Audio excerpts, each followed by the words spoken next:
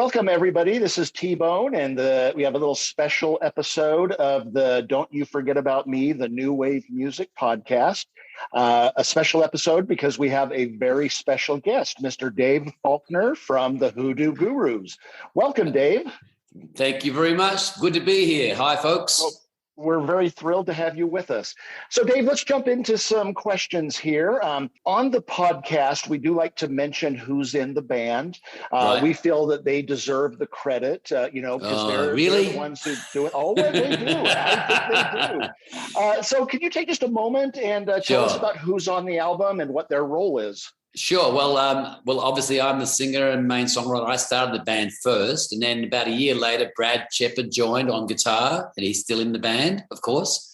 And then about 4 years after that, Rick Grossman joined on bass, and then finally he joined twice actually. Nick Reith replaced Mark Kingsmill, who retired, but Mark came out of retirement, and so Nick went away again. But then Mark finally said, "You know what? I really do want to retire," and he came back again. So Nick's been with us off and on for about 6 years, maybe. But the last little while, it's been like 3 years, I'd say. Maybe more, maybe 4. So Nick Reith on drums. Oh, and Nick's on drums. And who's on bass? Yeah, Rick Grossman. Rick Grossman, that's right. Yeah. And then we, of course, have Brad on main guitars. Yeah, he's the lead guitarist. I'm kind of a rhythm guy. He plays rhythm too, of course, and I do occasional little lead things, but they're very basic, whereas Brad's the kind of the technical genius. Oh, good. That kind of just actually leads me right into my next question. You've worked with Brad for so many years. What does he bring to the recording process?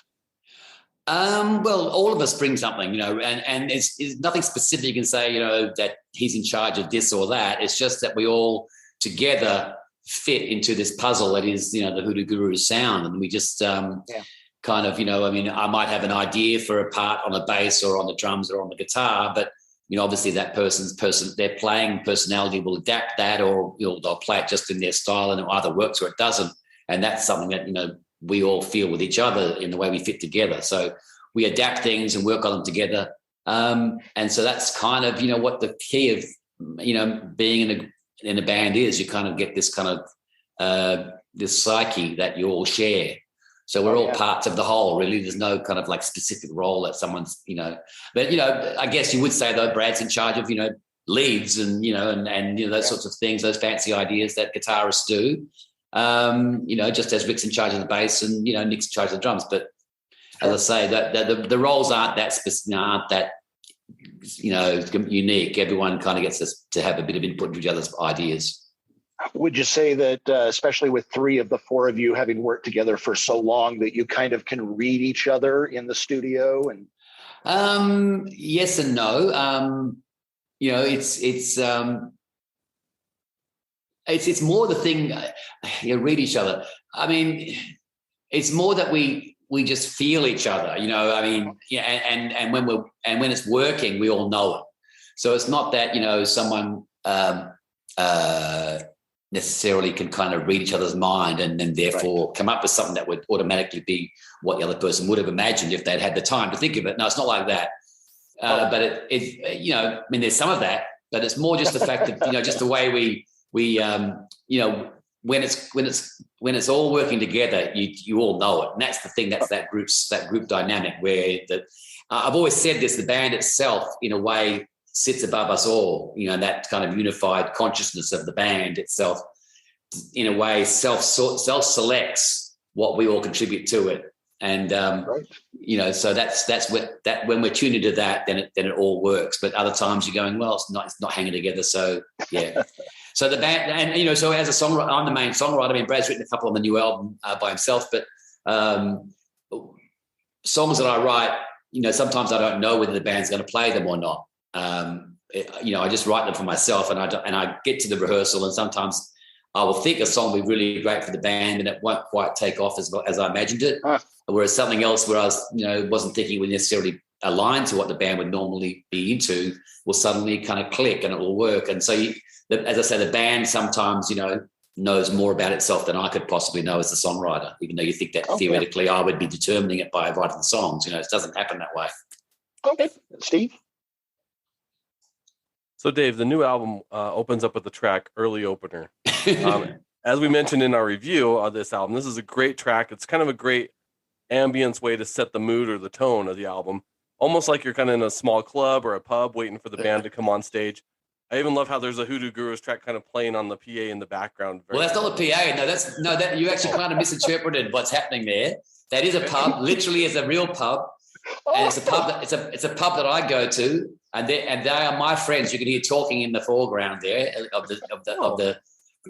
in fact I was sitting right there just recording them. I just wasn't speaking, but that was just their regular pub conversation. And then the concept of that the music you hear is actually supposed to be that I'm in the back corner of the room somewhere, being totally ignored by everybody, being reduced to basically a lounge singer, or like the singing pot plant, as they call them, in the restaurant. The guy singing in the corner with his guitar and his drum machine.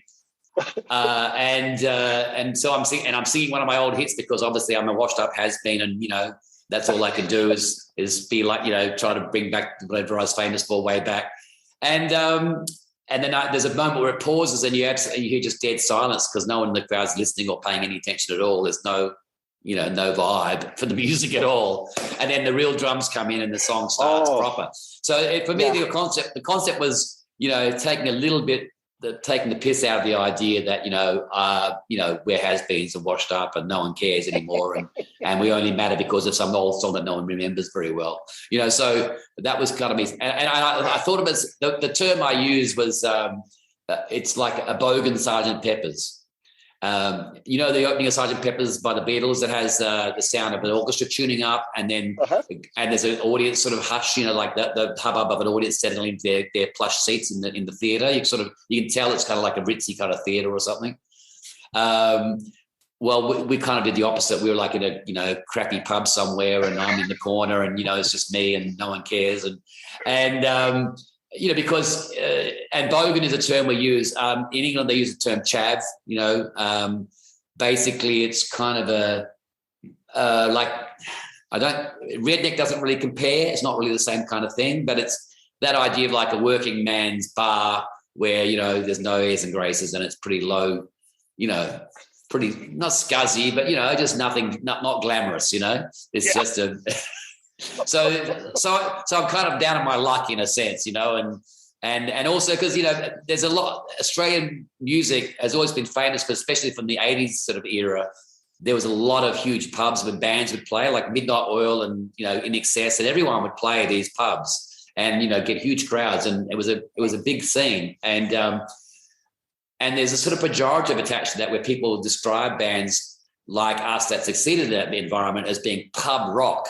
As if somehow the music you played was defined by where you played it, And so I was kind of, again, having a little bit of kind of lampooning that notion that, I'm just a pub rocker and I'm stuck in a pub now with, for my sins, but I'm way past my use by date. Steve, so that's a whole lot of stuff for a 1 second intro, isn't it? that's what I was thinking. That's great.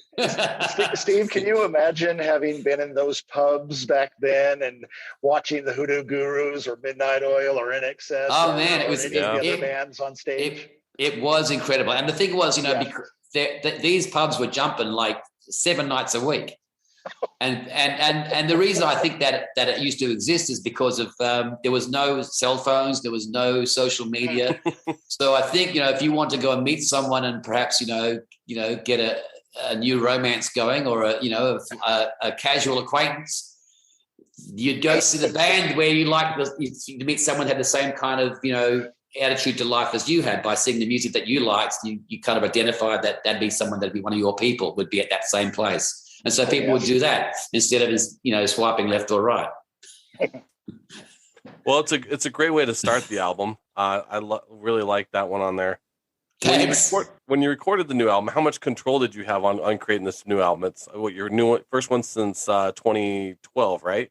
Yeah. Well, in fact, this is the first album that I've been listed specifically as a producer on.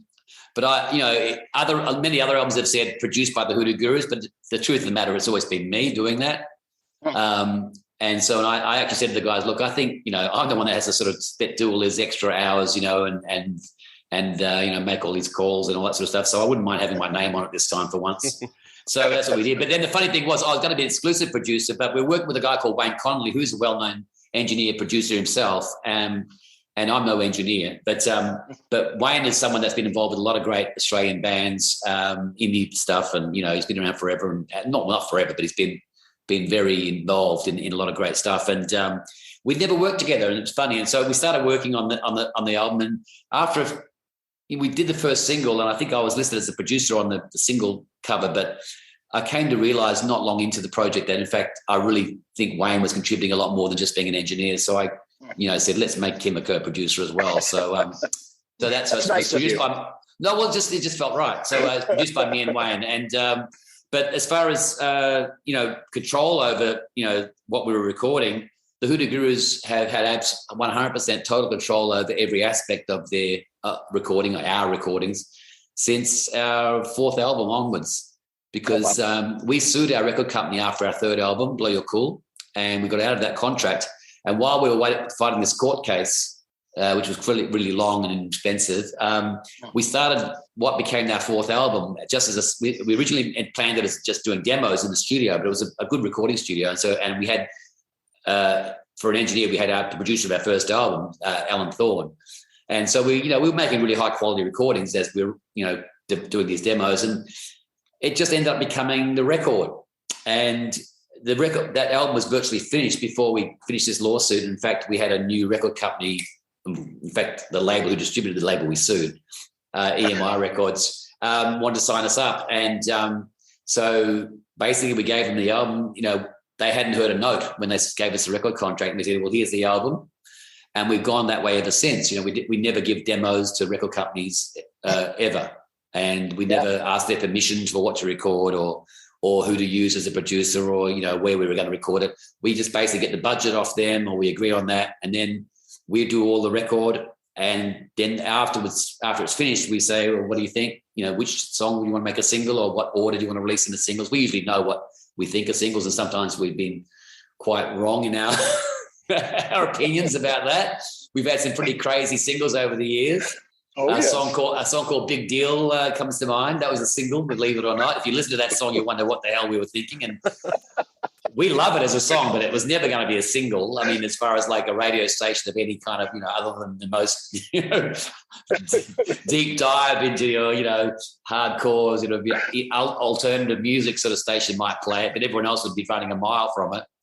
But so basically, we had no one ever looking over our shoulder at any point of our career. And we also design the artwork. We obviously get real artists to do it, but it's our concepts, and so we aren't packaged by anyone in any sense. That must be refreshing. It is because you hear the horror stories, and then everyone always imagines that sort of thing can't happen. But we've had the absolute control. There was a band from Australia called Mental as Anything.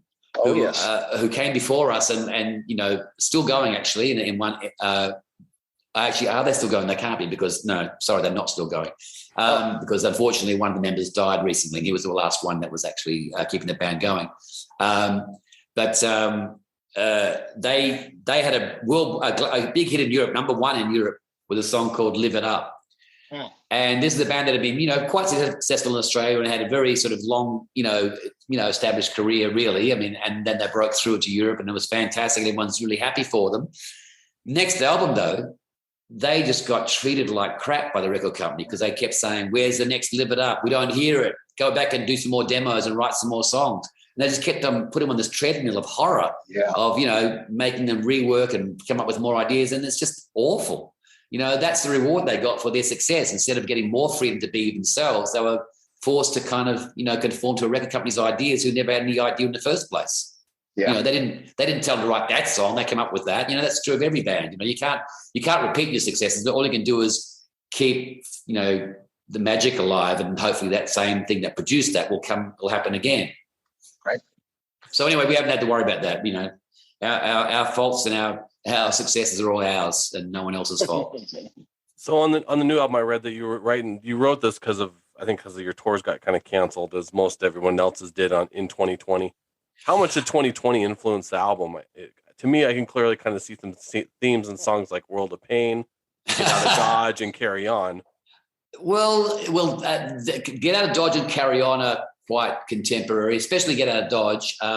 World of Pain, to be honest, is not about COVID or anything. It's about me just being, a drunken loser, too often in my life, and I've had those things that are in the song happen to me. I've actually been out in a dodgy nightclub somewhere and someone's punched me in the face because I was dancing too close to his girlfriend. It's misadventure that song's about, and also hangovers. That's the big thing. We've too many hangovers, and the song's about that kind of world of pain. When you wake up in a world of pain, often was how we describe having a hangover. But the album's actually written. All the songs were written around the time of the album, so I don't save up old songs that are, I don't write whole songs and have them in my trunk, as the saying goes. There was one song came from 20 years ago though, the song called Settle Down. And that was one I wrote around the time of Max Schau. And it was a song I always loved. The band had never actually rehearsed it before. And it was just, for some reason, it got overlooked at that time of that recording by me. But I'd always had a soft spot for it. And it's funny because that song is all about growing old and being irrelevant.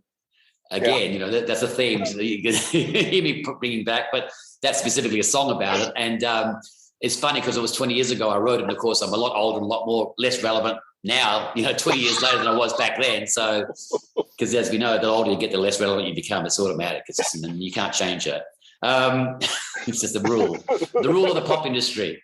But the other songs were all written basically at the time. And we started the album, we started recording actually before COVID hit. We did the song called Answered Prayers as a single in late 2019.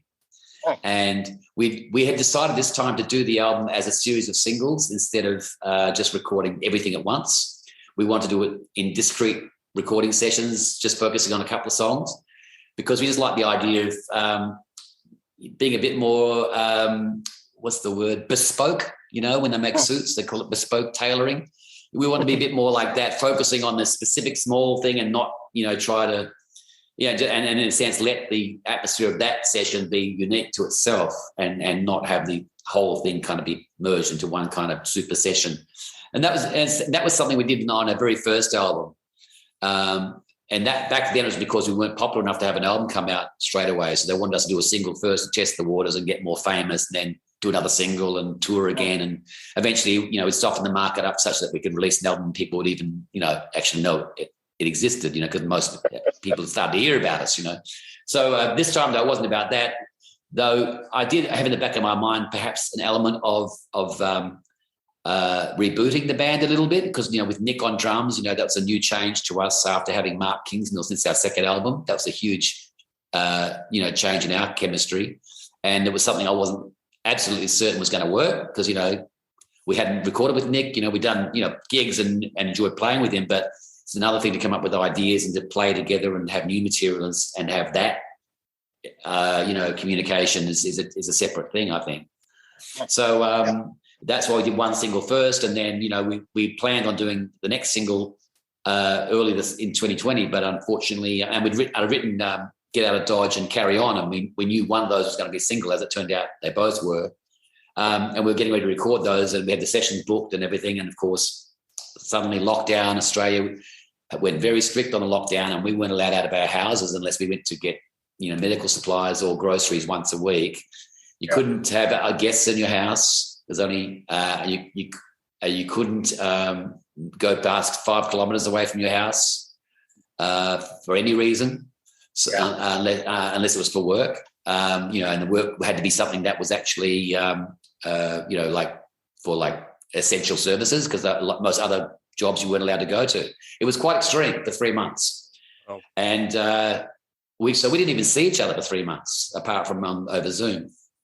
So that was the only that was a big, huge sort of stumbling block. But, eventually we got to the point where we started to feel secure enough, and, they allowed us to do more, rules were relaxed a little bit. And also we knew that because we didn't have the vaccines until last year in Australia. They took a long time to actually approve vaccines here. And so we were really operating on a COVID zero policy as Australia. We had our borders were closed. It was very extreme. And, for example, I come from Perth, Western Australia, which is about, 2,500 miles away from where I live here in Sydney. And I haven't been, I was able to, there was the borders open for a little while between states in the middle of last year, and I managed to go over there. We did one gig. So I went back for 3 days, but I haven't basically been back to Perth for 2.5 years. So I can go now. I just happens I have to wait now till some work is over, and I'm going to go back for a couple of months. But it's been very extreme. So it was that. So we trusted each other that had been safe, and that we weren't going to, no one knew, if it was the end of the world at first, are we all going to die? And it was just such an unknown thing. And we eventually got, as I said, felt secure enough that we could actually get ourselves into a studio, plus Wayne and the studio we were working at. We trusted them to be very secure, because I know the owner of that studio's father had cancer and was very concerned about, infection control and making sure he didn't bring anything back to, So we got to a core of people we could trust, and we knew that we could work together. And that's when we started recording again and continued on that way. So that was the main thing that COVID did for us was, I guess, it interrupted things. Perhaps the extending of time had some kind of benefit. I can't tell you for sure, because it's hard for me to know. I mean, I don't know if it affected the way I wrote songs.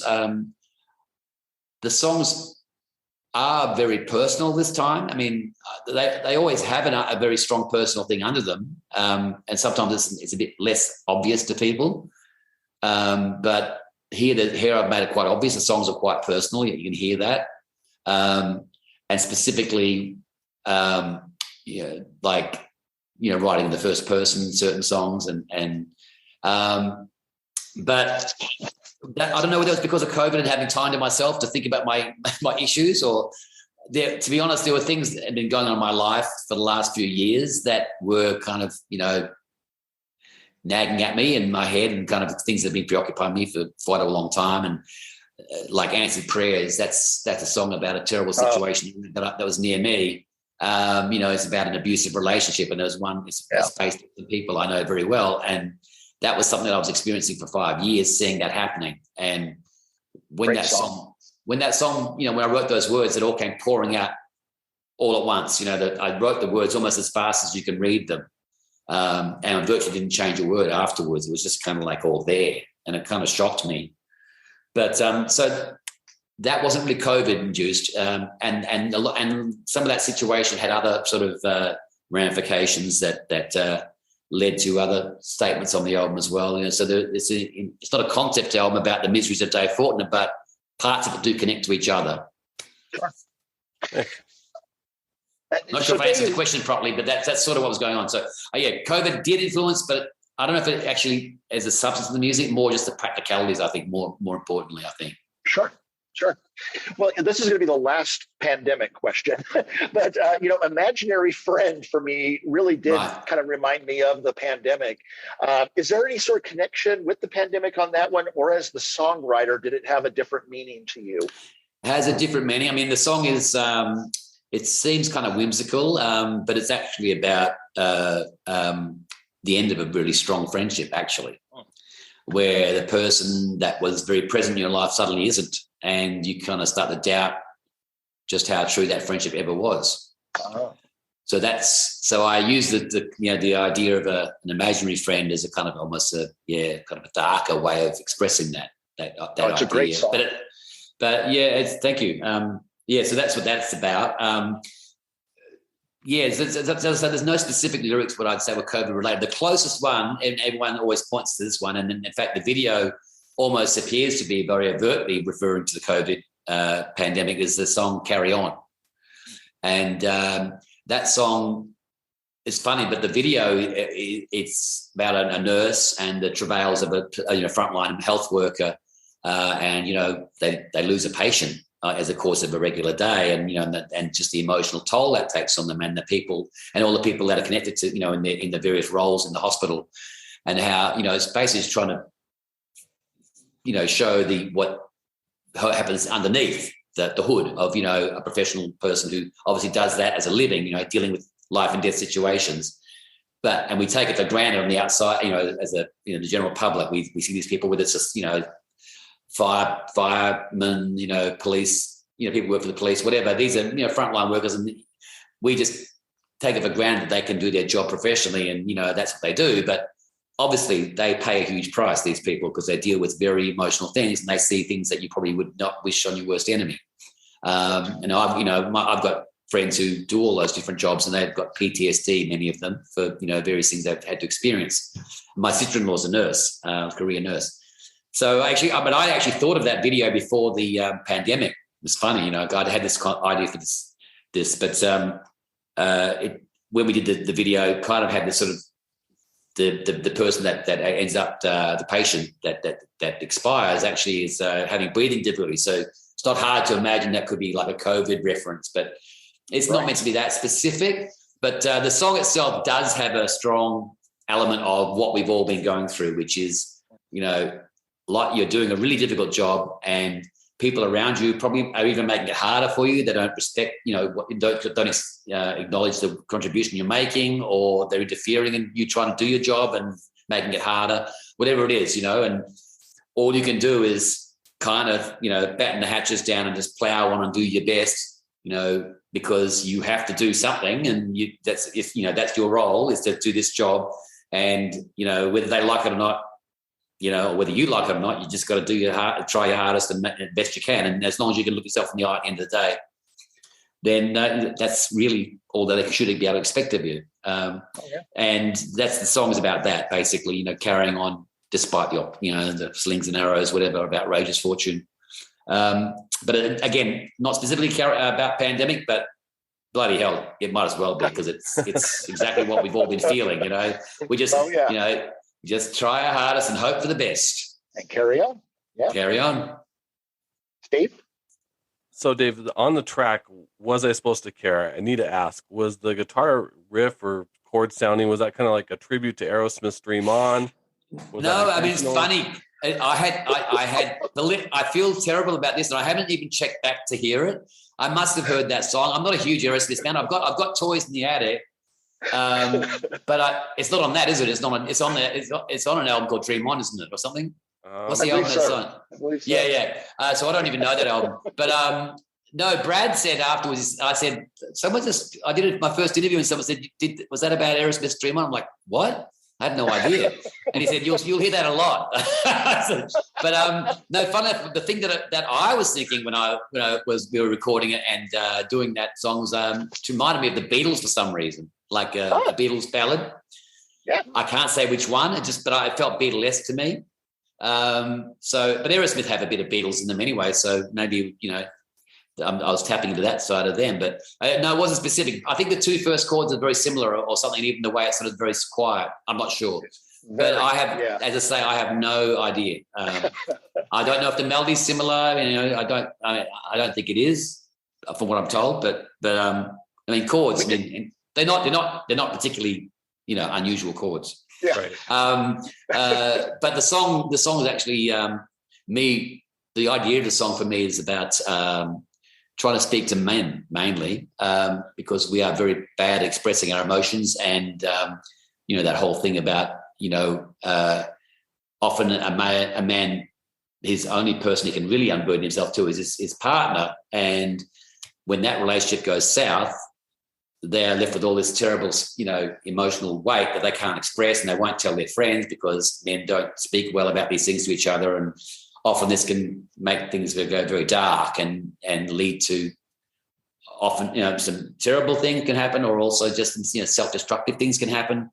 And, male suicide, as we know, is epidemic, and men are 3 times more likely to succeed at suicide than women. I mean, women attempt suicide a lot, which is awful, but men attempt and succeed at suicide a lot, which is terrible. And I was hoping that this song would I want to acknowledge the pain that this person was going through, but I also want to make them not have the refuge of blaming other party as being, the source of their discontent. It's like, no, this is your issues that you have to kind of get over and figure your way through. And there's no right or wrong. That that's gone. And that's part of the lyric in the second verse. And I didn't want to have that, indulge in blame and retribution or whatever, or anger, but acknowledge the feelings of being, maybe slightly gypped by, your lot in life and what's happened in this relationship. You might have felt unappreciated or whatever, being taken advantage of. But it's mainly to try and help someone, hopefully, through that process of grieving for a lost relationship and move to the next point, which is acceptance and, progressing past it and going on to the next phase of their life rather than being stuck in the past of something they can't fix. And that's what the song's for. I don't know if it's going to work because, who knows if it's going to register with people that are going through that in the right way. I think I did say something in there which I don't think is what they recommend you say, but I just felt that is what you should say. I forget what the lyric is now that I was thinking of that for. I forget what the specific thing. I should look it up. But anyway, it's just me trying my hardest to speak to these men and to make them realise that they should express themselves to their right. friends and to help them through this situation and not just bottle everything up and have it turn toxic. That's a great message. Thank you. T-Bone. But it's not Aerosmith. but I hope it's. I mean, I know that's a very famous Aerosmith song, and people love it. And I hope they don't feel like I've taken advantage of Aerosmith or copied something from. Because I had no idea of that. But I love Aerosmith. I think I'm happy that actually to have that kind of slight hint of Aerosmith. I mean, I don't mind having a flavour of someone else's music in it. Just that this wasn't meant to be that way. It just happened that way. A little tribute, Yeah. Well, I mean, as you know, I've got a very overt tribute to Lou Reed and the Velvet Underground in the last song, "Got to Get You Out of My Life." I mean, that is straight out, me just trying to evoke that flavour because I love it so much, and I love Lou Reed's career, and so I want, but at the same time I want to do it in a way that was us, and that's something I'm always conscious of when I do bring things like that into it, because it's not good enough if it's just it sounds a bit like that. That's boring. If it sounds a bit like that, but it's a good song, then that's okay. But it has to be, a meaningful song and write a Hoodoo Gurus song first, and then that just becomes like a little bit extra sauce in there for people to enjoy. Well, so Dave, I think you may know that the podcast, the reason for this podcast is that there is a lot of new music coming out from, let's just say, those core 80s, as we call them, new wave bands. Right. A lot of new music, and they're not getting any airplay, and it's really a shame. How are audiences reacting to your new songs? Great, very good. That's something that we're very happy about, because we have been doing some shows. There's been problems obviously with touring with COVID, and we've had the Omicron wave just as you have, and there's been tours torpedoed. In fact, our album tour got cancelled because our drummer Nick caught COVID a few weeks ago. We've had to postpone that till September now. But we were doing some shows this tour that was a bunch of different bands and an artist called Jimmy Barnes, who used to be in a band called Cold Chisel, who was headlining, and we were second on the bill for that. And we did a whole bunch of shows last year with him, and we had to cancel half the tour, like the main two big states, Victoria and New South Wales, where I live, New South Wales. Those two states went into lockdown for Delta, and so the tour got basically derailed halfway through. And so we picked those dates up this year, but we were playing a few of the new songs during that tour, and before the album came out, so people had no idea of a couple of the songs, and they've been going over gangbusters. And good. We just played the other night, and same thing. We had four new songs in the set, and it was terrific. Fantastic. So no, that is something about these songs that seem to kind of capture the they've got something going on that they feel good in concert, and it's really hard for us because we would love to play all of them, but we just know, unfortunately, we can't, because we don't play 3-hour shows. So we would have to probably to fit in all the other stuff that people want us to do. We did do a live telecast over the net the day before the album came out, where we did the whole album live. And that was a really cool thing for us because, it's unusual to have the first time people hear us on to hear the live version rather than the recorded version.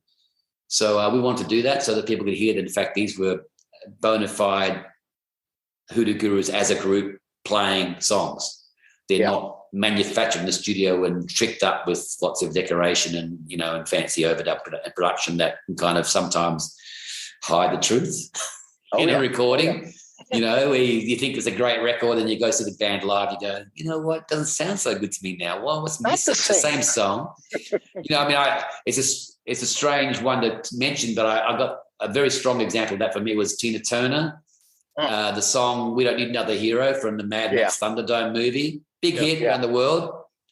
And actually, might have been I Don't Want to Fight Anymore from the movie about her, What Love Got to Do With It movie, about her life with Ike Turner and all that. And I really I actually didn't mind that song, but when I saw it in concert, that song just fell flat as a tack. And I thought, what's wrong with this song? It seemed like it was pretty good on the radio.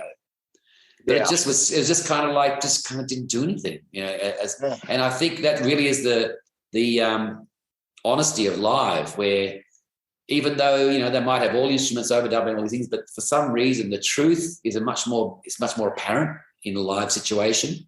Oh yeah. Because even, down the internet, I mean, it as well, I'm sure that slightly disguises the truth a bit because it's tends to put a slight film across things.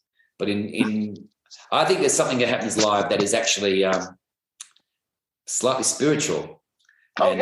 I think there's an energy that flows between the performer and the artist and back the other way that enhances each other's contribution and feeling. And it's as old as time, I guess, that whole phenomenon, people around the fire singing, whatever, making music.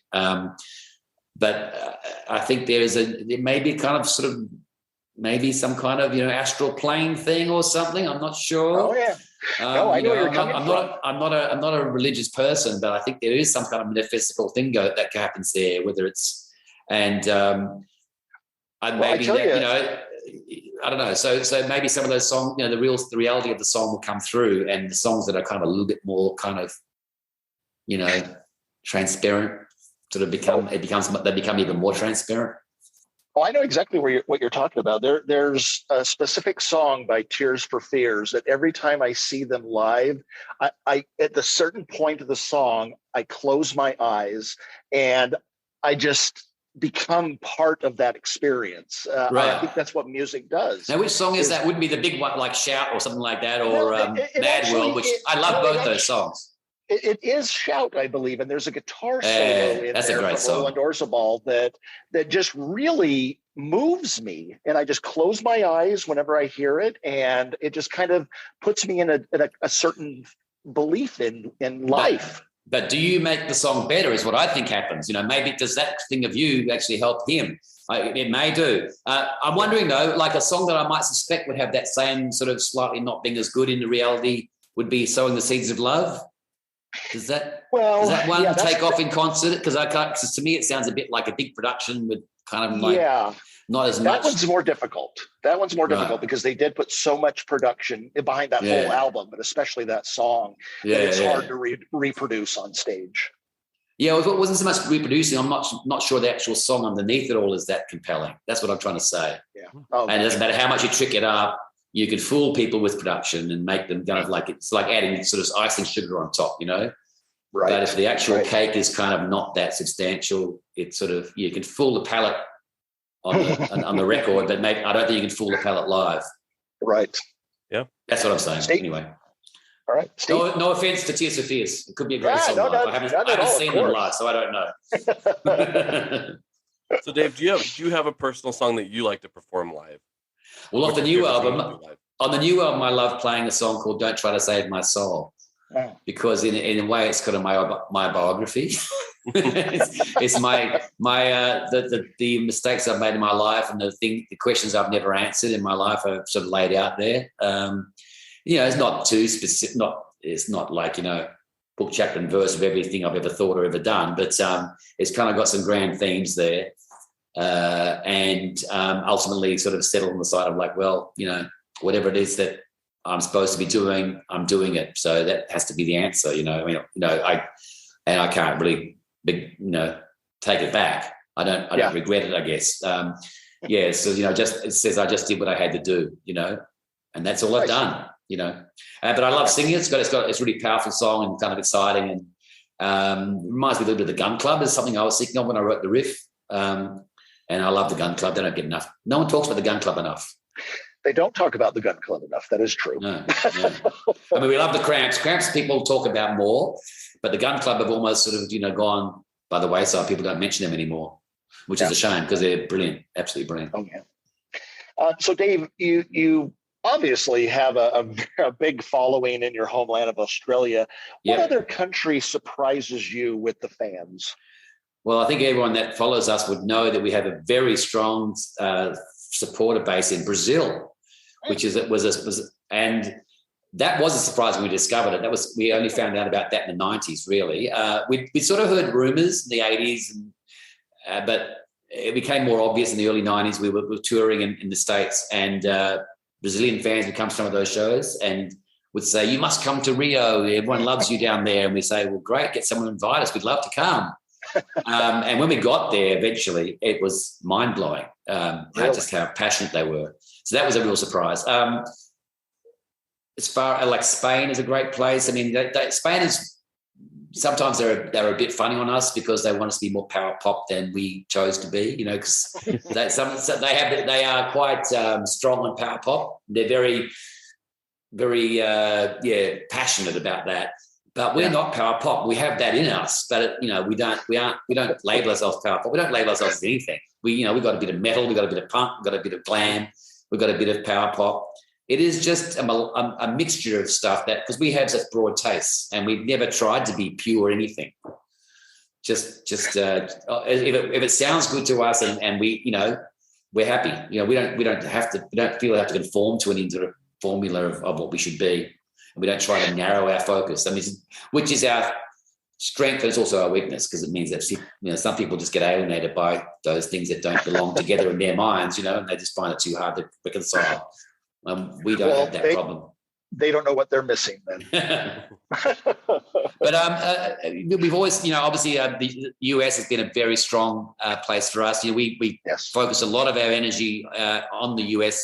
From our first album on, we did a tour of the US on our first album, and we've been nearly every album ever since. I think we got a little bit lost in the since of Reform. We weren't able to go back as often. We only been back a couple of times since then, because we broke up for 6 years in the late 90s. In fact, we broke up forever. It was forever at the time, but I wrote some songs that were obviously Hoodoo Gurus songs, and I couldn't make them work with other people I was trying them with, and it was only when we got asked to play a show just to headline this big sort of Australian music festival. And it was a real sort of honour to be asked to do this and to come out of retirement with just one show. And we did that. And that was after 4 years of being broken up. And it was just like a one-off. But the feeling and the as I say, that kind of spirit that we have as a band, which is beyond just the four people that all know the same songs and you know how we play with it, you know, which, you know, it's more than just that. It's actually something much more spiritual. And that was so strong. It was like we'd just stepped off stage the day before. And, you know, and to me, the message was the band was still alive and living thing and raring to go. It's just that we wouldn't let it out of the you know, the cage. And, you know, it was my choice to not do that. And it took me a couple of years to kind of get over myself, because I didn't want to, you know, go back on my word and have people say, "Oh, it's just a stunt," you know, to you know, make people miss you and then make more money when you come back out of retirement, you know, which was reunion. Yeah, it was, you know, and so that was actually a disincentive to Reform, because I didn't want to have them say that, you know. And eventually, after a couple of years, I thought, you know what, this is stupid. I've got this. The metaphor I use is actually like having a fantastic sports car in your garage. It's all bright and shiny, and you know it's going to go really fantastic on the highway. But you've got it up on blocks, and you've got the wheels sort of taken off, so you can't drive it. You make sure you can't, you know, get it out of there. And it's like, what are you doing with this machine wasted, you know, there, locked away where no one can enjoy it, you know, especially you? So eventually I just thought, you know what, we're going to play shows, and if you want us to stay broken up, just don't come. That's fine. You keep the memories you had, and we won't pollute those for you. They'll be perfect for you to see us and how you thought we should be, and never, But anyone that thinks we've got something to offer now and have, come back, and that was, and of course, making new albums were part of that, because it's not about just playing shows and reliving your past. It's all about moving forward and contributing. And unfortunately, we've been stuck for a while not having done a new album until this one. We had 10 years, or actually 12 years, I think it is. And that was because of a whole lot of stuff going on with Mark wanting to retire. And he didn't tell us for a few years. And then when he did tell us, it took a few years for him to actually finally retire. And we weren't even sure if we'd continue after he left, because, again, of that whole chemistry thing of whether we would have anything as good as that with someone else. We were so bonded together. And that was a problem. So that's why it took us so long to finally get around to, get someone that worked for us and to be certain that we wanted to go that way. And eventually we did. You did. So we got the album. Yeah. You did fantastic. I mean, it's one of my favorite albums of the year. I just think it's brilliant. And I can't stop listening to it. Thank you so much. Yeah. It's funny, people have been saying to us, which the biggest surprise really that we've had is that people are saying it sounds like your first or second album, and I'm like, I don't hear that, it doesn't. It reminds me of our early part of our career, and there's nothing I did to sort of try and recall that, but I guess my reference to the Gun Club might be something, because they were around when we started, and we were listening to them, but that's the only one, but and the songs, they're about things that are happening to me now and things that matter to me now. And so, it wasn't in any way a throwback for me. But people are feeling that it's classic Gurus, and it's weird because, for us it's brand new and where we're going rather than where we've been. But hey, we are the same band. We haven't become, as you know, from the members being pretty much, very constant. But also, what we like in music hasn't changed, and we don't. And the old songs still work. It's weird about, our band, that in that songs from our first album are still very much loved in Australia and other parts of the world. And when we play them, they don't feel like musty old songs that are so antique. They actually still feel like a rock and roll song played by this band right in front of me now that, could have been written yesterday by that band. It doesn't feel like they're quaint. Completely agree. Steve? So, Dave, the last question I have is more kind of a selfish one on my behalf. The Gurus is one of those bands that I've always wanted to see live. I have not yet had the fortune to see you guys live. T-Bone saw you guys once. We actually had tickets to see you back in 2019. Yeah. And then I think you guys rescheduled some shows for 2020 in the US or 2021 in the US. Yes. Those ultimately got canceled because of what was going on. Any plans or any hint that you might be able to be doing a U.S. tour or coming to visit the U.S.? Well, it's plans and hint, but nothing concrete. I mean, we've got a funny year this year. I mean, as I said, we just lost a tour we were supposed to do in Australia for our album. It was a short one, but a week before Nick, our drummer, got COVID, so that got cancelled as well or postponed. And there's another reason, like we actually weren't going to be having much time to tour this year anyway, because Nick's got an actual real job in the world as well as being in the Hoodoo Gurus, and that job is actually working in a very major art gallery here, and he's kind of a very important person there. He basically he's not the administrator, but he's the person that hangs the art, supervises the hanging it, installing it, shipping it, and receiving it. He basically is the biggest art roadie in the state, and this is a very important gallery. And they've just done a big exhibition on Matisse, for example. Each painting of Matisse is probably worth $100 million. And this is like room after room after room of Matisse's. And there's many of these artworks have never left France before. So this is a very big deal. And they've just built a whole new building next door to their old building. And so it's almost doubling the size of their gallery. And they're going to be, there's 3 months he's going to be occupied installing the art into this new building. And we can't tour while that's happening, because we could probably get away and do one show on a weekend if we're lucky. But as far as going away for a few weeks, not possible. And originally that was going to be starting about now, or maybe in a few weeks. It was supposed to be not available for a few months. And so we sort of planned the middle of the year we weren't going to be touring. So we've got no dates planned now. But as it turns out, of course, building takes longer than they expected. So the end of this year has actually now been ruled out 3 months after September. So basically, we're not leaving Australia this year. But next year, we have no plans, and we would love to come to the US and to Canada and to Brazil and to Europe. We want to do everything we can. Nice. So that next year that's what we're focusing on. We're making serious inquiries. There's talk already about some suggestion of something in Brazil early in the year, and perhaps in February even. And then when we get to Brazil, because Australia's a long way away from everywhere, by the way. So, and we go almost over the South Pole to get to Brazil. That's what we do. We fly really down Southern Ocean because the world's round, and we sort of go, that's a straight line for us. We get down to Tierra del Fuego in Chile, and we fly up the South America and get up to Brazil that way. So once we're up there, it's a lot closer to the US from there for us. So we'll just stay away and just jump up there and come up. So that's the idea. So we're hoping that maybe if we're lucky, it could be like April, May or something next year if we're lucky. So we would be thrilled. We would love to. We want to come back. We definitely will have to come back. And we're really upset that we had to cancel the tour.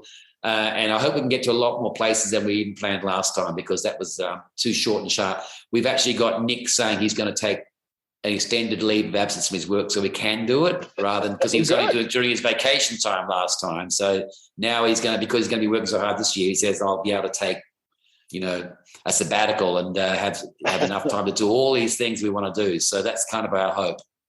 Well, like Steve said, it's a little bit selfish, but we hope that Nick will see the importance of the gurus over art. Oh no, he does. It's just that he's younger than us, so he's got to keep his family fed and his house, a roof over his head. So unfortunately, we can't promise him, 20 years of Hoodoo Gurus, because we aren't going to be around that long. It's not possible for us to be playing this in 20 years' time. So I'm sorry to give you that bad news, but I don't think you'll be surprised by that. But so Nick possibly could be playing for 20 more years, or certainly 15 or 10, so I don't think we can give him a life in music that would be able to replace the work that he has. Unfortunately, much as we'd love to be able to say, Nick, give up your life in the art world and just become a roving musician like us. So he's got to play it a little bit safer than that, and at the same time also his job is fantastic. He loves art. It's an amazing gallery. I mean, I love art too, and it's an interesting job. So why would he give that up? He can have both, and fair enough. Yeah. Yep. All right. Well, Dave, I can't thank you enough for spending time to sit down with us on this interview. Thank you very much. I love the album. Cannot recommend it enough. Where can people go to buy this album that's going to really benefit the Gurus? Now, here's an interesting thing. It's been quite difficult for people to buy physical copies of the album because it's only being sold physically in Australia, CDs, and the vinyl, by the way, still hasn't arrived. It's being pressed over in Eastern Europe, and because of all the troubles in the world with the pandemic, and obviously now with the price of oil and there's all sorts of logistics issues happening all over the planet with transport, and it's just delayed everything. But we've had that on order for like 8 or maybe 9, 10 months now. Anyway, whatever, it's been a long time, and it's finally arriving here. And people put in orders through our website, which is hoodoogurus.net. There's a store there. You can buy merchandise there, including some fantastic beer coasters that are replicas of our album covers. It's a set of 8. I think it's fantastic. It's really good. They're one of the best things we've ever had out, I've got to be honest. But anyway, they could buy the album there, but of course it's very expensive because it's got to be shipped on top of the price of the actual vinyl. So it gets up there, even though the Australian dollar is kind of, you get a benefit there with that exchange rate, but it is pricey. But we have good news to announce soon, I hope, that we're going to be having some stock distributed in the US by a distributor there. So hopefully you'll be able to order it from the US and save money that way. So at least I think it'll be the vinyl. I'm not sure about the CD. Right. But the vinyl is fantastic because it's actually a double vinyl album and there's 3 extra songs on it because because we couldn't fit onto one vinyl album, we just thought it'd be too quiet a cut. That's the way vinyl is physically. So we decided to spread the album out over 2 discs, and therefore we had room to put a few more songs on. So there's a non-album single, a song called "Hung Out to Dry," is on there, and then there's two covers that were recorded: a Beatles song and a Dylan song, which are pretty fiery. Nice. Yeah. So and they're pretty fun. So that's the vinyl album, it's double vinyl album with Chariot of the Gods. But the streaming version, the CD version are identical. And that is the album proper in our minds, but it's just for those people that, want a little bit extra and want to, get some vinyl. Well, it's a little bonus there for you as well. And hopefully, as I say, hopefully soon people are able to get that through our distributor there, which I think is Virtual Records is the name of the label, Virtual.